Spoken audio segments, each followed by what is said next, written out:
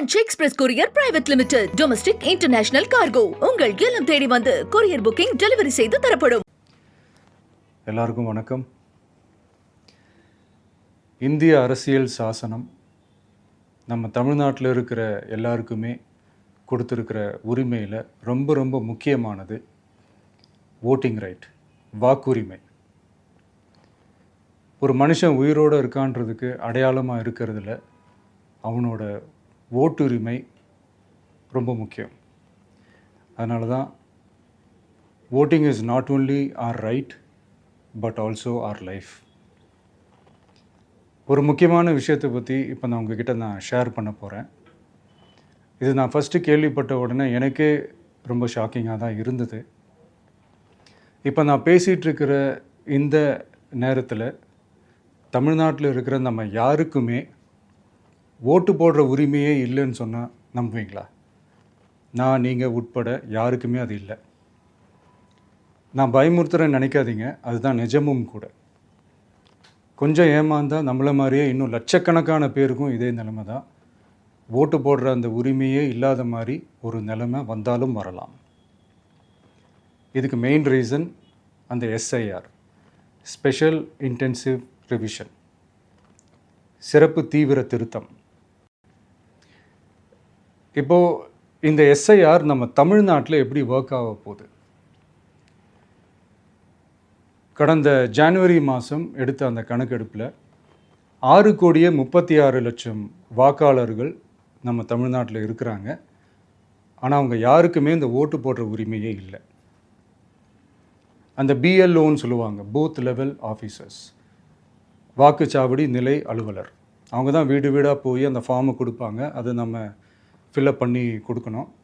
அதை தேர்தல் ஆணையம் அதை எடுத்துகிட்டு போய் அதை ஸ்க்ரூட்டினைஸ் பண்ணி அது எல்லாமே கரெக்டாக இருக்கான்னு செக் பண்ணி பார்த்ததுக்கப்புறம் அந்த வாக்காளர் பட்டியலை வெளியிடுவாங்க. அந்த வாக்காளர் பட்டியலில் நம்ம பேர் இருக்கணும், அப்போ தான் நம்மளால் ஓட்டு போட முடியும். அந்த புது பட்டியல் வர்ற வரைக்கும் நம்ம வாக்காளர்களான்றது அது உறுதியே செய்ய முடியாது. இன்கேஸ் அந்த புது பட்டியலில் நம்ம பேர் இல்லைன்னா அது ஒரு தனி ப்ராசஸ், அது ஒரு தனி ஃபார்ம், அது ஒரு தனி கிளைம்ன்ற மாதிரி அது ஒரு வேறு வேலை. ஸோ இந்த மாதிரி நிறைய சிரமங்கள் குழப்பங்கள் இருக்கிறதுனால மக்களுக்கு இது மேலே ஒரு கன்ஃபியூஷன் ஒன்று இருக்குது. இது என்ன வெரிஃபிகேஷனா இல்லை ஒரு மறைமுக ரீரெஜிஸ்ட்ரேஷனா இல்லை இது வந்து ஒரு நியூ ரெஜிஸ்ட்ரேஷன் மாதிரியே தானா அப்படின்ற மாதிரி நிறைய கன்ஃபியூஷன் இருக்குது. அவங்க செய்ய வேண்டியதெல்லாம் ஒன்று தான்.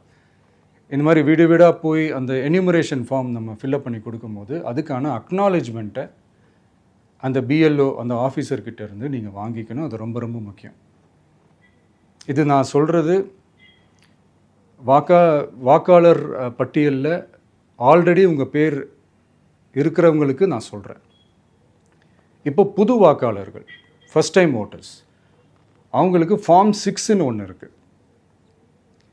அதை நீங்கள் ஃபில்அப் பண்ணி நீங்கள் உங்கள் ஏரியாவில் இருக்கிற சம்மந்தப்பட்ட அந்த உங்கள் அலுவலகத்தில் நீங்கள் டைரெக்டாகவும் சப்மிட் பண்ணலாம், இல்லை நீங்கள் ஆன்லைன்லேயும் சப்மிட் பண்ணலாம். அப்படி ஆன்லைனில் நீங்கள் சப்மிட் பண்ணிங்கன்னா அதுக்கான ஸ்க்ரீன்ஷாட்டை எடுத்து வச்சுக்கோங்க. ஃபோனில் மெசேஜ் வரும், அதை சேவ் பண்ணி வச்சுக்கோங்க. அப்ராடில் இருக்கிறவங்க கூட அந்த எஸ்ஐஆர் ஃபார்மை டவுன்லோட் பண்ணி நீங்கள் அதை ஃபில்அப் பண்ணி சப்மிட் பண்ணலாம். அதுக்கான அக்னாலேஜ்மெண்ட்டை வாங்கி வச்சுக்கோங்க. ரொம்ப முக்கியமாக உங்களோட பிஎல்ஓ அந்த ஆஃபீஸர் யாருன்னு தெரிஞ்சு வச்சுக்கோங்க. இந்த தேர்தல் ஆணையம் அந்த வெப்சைட்டில் போனீங்கன்னா அந்த பர்டிகுலர் பிஎல்ஓ ஆஃபீஸரோட ஃபோன் நம்பர் கூட நீங்கள் எடுத்து வச்சுக்கலாம். இன்கேஸ் உங்களை யாரையும் ரீச் பண்ணலை இல்லை உங்களுக்கு அந்த ஃபார்ம் கிடைக்கல அப்படின்னா நீங்கள் அவரை காண்டாக்ட் பண்ணி அந்த ஃபார்மை வாங்கி நீங்கள் ஃபில்அப் பண்ணி நீங்கள் சப்மிட் பண்ணலாம். ரொம்ப முக்கியமாக அதுக்கான அக்னாலேஜ்மெண்ட்டை வாங்கி வச்சுக்கோங்க. இது எல்லாமே சரியாக செஞ்சாலும் இந்த எஸ்ஐஆர் மேலே சில டவுட்ஸ் இருக்குது. அது என்னென்னா, இந்த 6,36,00,000 வாக்காளர்களுக்கு ஒருத்தர் விடாமல் இந்த ஒரே மாதத்துக்குள்ளே எப்படி எல்லாருக்குமே அந்த ஃபார்ம் போய் ரீச் ஆகும்? ஒன்று. ரெண்டாவது, நீங்கள் வரும்போது வீட்டை பூட்டிட்டு வேலைக்கு போயிட்டு என்ன பண்ணுறது? இப்போ நீங்கள் வருவீங்கன்றதுக்காக வேலையெல்லாம் விட்டுட்டு வீட்டுக்குள்ளேயே உட்காந்துட்ருக்கணுமா? ஸோ இதில் மெயினாக பாதிக்கப்பட போகிறது உழைக்கிற மக்கள், ஏழைகள், வேலைக்கு போகிற பெண்கள். இவங்களுக்கு யார் கரெக்டான அந்த பதில் சொல்ல போகிறது? ஒரு நியாயமான எஸ்ஐஆர்னால் என்ன நடக்கணும்? இப்போது இறந்து போனவங்கள மார்க் பண்ணி அதுலேருந்து delete பண்ணணும். இப்போ போலி வாக்காளர்கள் இருந்தாங்கன்னா அவங்கள மார்க் பண்ணி delete பண்ணணும். இப்போ ஆல்ரெடி ஓட்டு இருக்கிறவங்களுக்கு எதுக்கு இந்த ரெஜிஸ்ட்ரேஷன் என்ற பேரில் இவ்வளவு குழப்பங்கள் அப்படின்றது தான் இங்கே கேள்வி. இப்போ புதுசாக வர வாக்காளர்களையோ இல்லை ஓட்டு இல்லாதவங்களையோ சேர்த்தா பத்தாதா?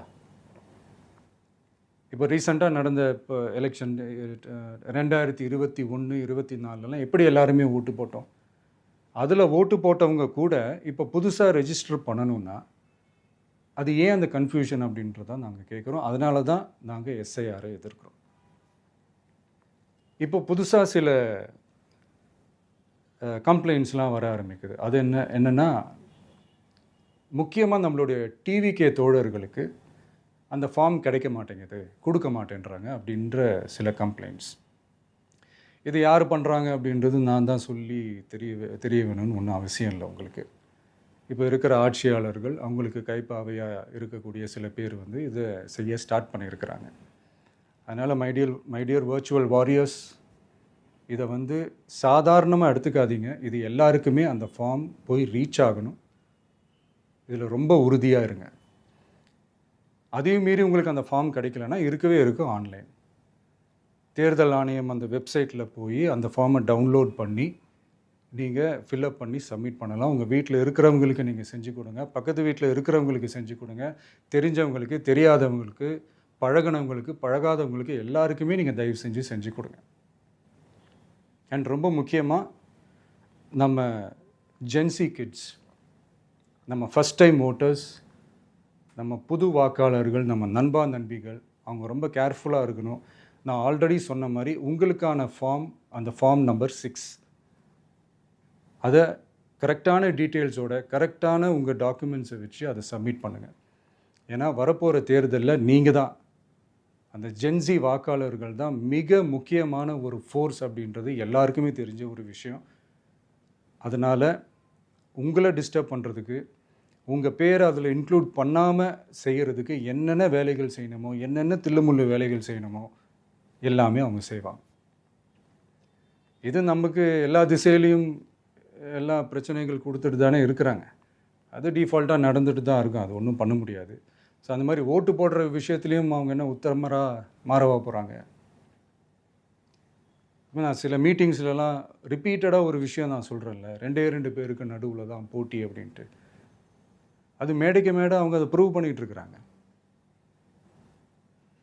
அதனால் தோழர்களே, வரப்போகிற தேர்தலில் நம்ம யாருன்னு காட்டணும், நம்ம பலம் என்னன்னு காட்டணும்.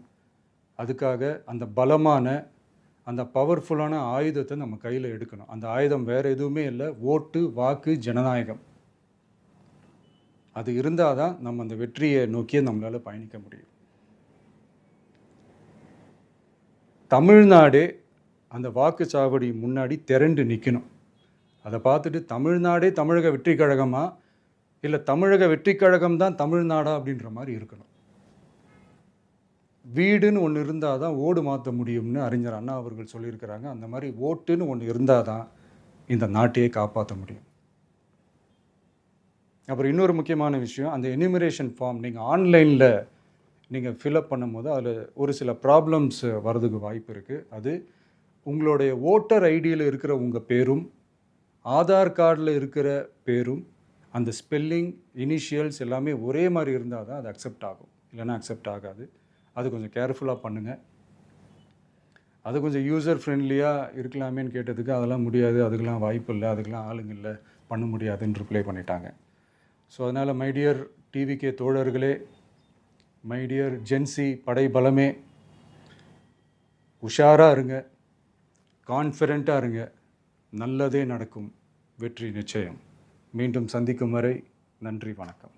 Branch express courier private limited, domestic international cargo உங்கள் இல்லம் தேடி வந்து கொரியர் புக்கிங் டெலிவரி செய்து தரப்படும். என்றும் உங்களுடன் மை இந்தியா. முக்கிய செய்திகளை உடனுக்குடன் தெரிந்து கொள்ள சப்ஸ்கிரைப் பண்ணுங்க, பெல் பட்டனை பிரஸ் பண்ணுங்க. என்றும் உங்களுடன் மை இந்தியா.